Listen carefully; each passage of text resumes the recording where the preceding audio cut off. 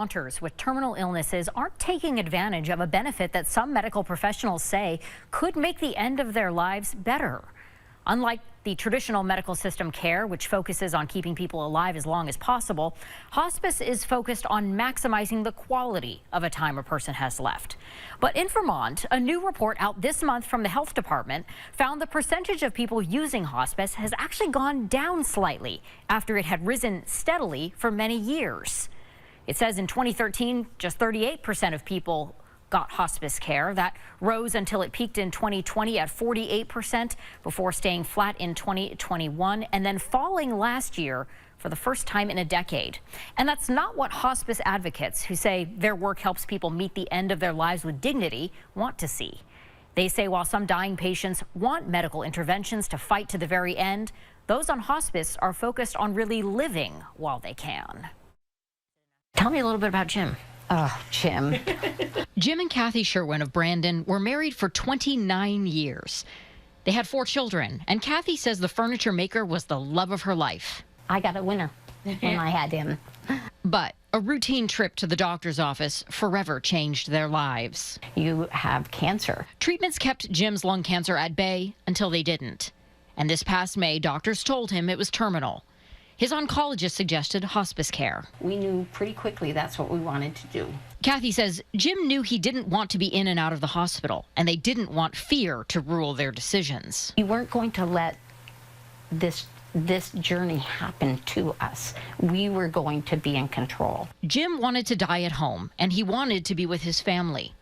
Hospice, Kathy says, made those goals possible.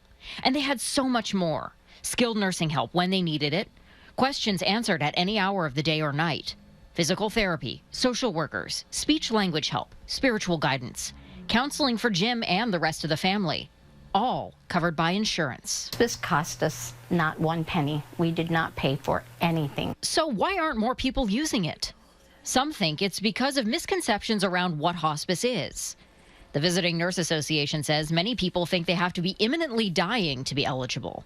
In reality, 2 doctors have to say the patient likely has less than 6 months to live to qualify. And that's not an expiration date, it's not a deadline. We have people on hospice for a lot longer than 6 months. We have people on hospice for a lot less than 6 months. But the longer that patients are on hospice, the more benefits that they gain from the program.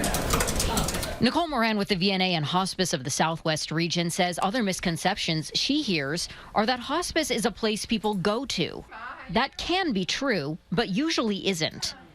Vermont has 1 hospice facility, the Respite House in Colchester.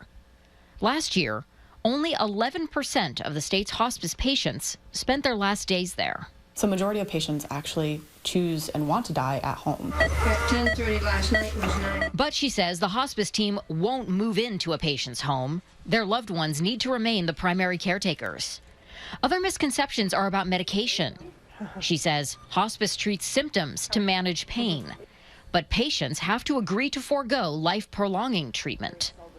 It's a choice she acknowledges some terminally ill people aren't ready to make, in part because our society doesn't talk about death and dying enough. We do so much preparation for bringing life into the world, right? We don't do that with preparing for an end of life. You know, there's no preparation. And that's where hospice really can come in and help to prepare the patient, prepare the family. And help them create their goals so they can still live for whatever time they have left. If I knew exactly when my expiration date was going to be, what would I do?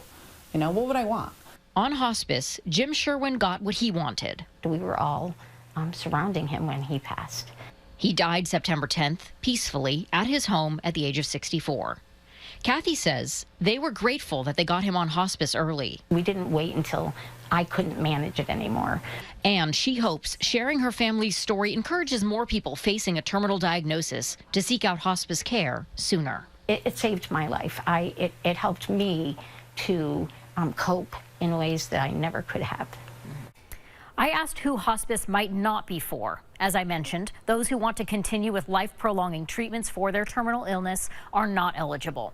Those who don't have caretakers to help them might not be either, though the VNA says sometimes they can try to find workarounds for those people. They tell me, bottom line, if you want hospice, they want you to have it and will work to try to make it possible for you.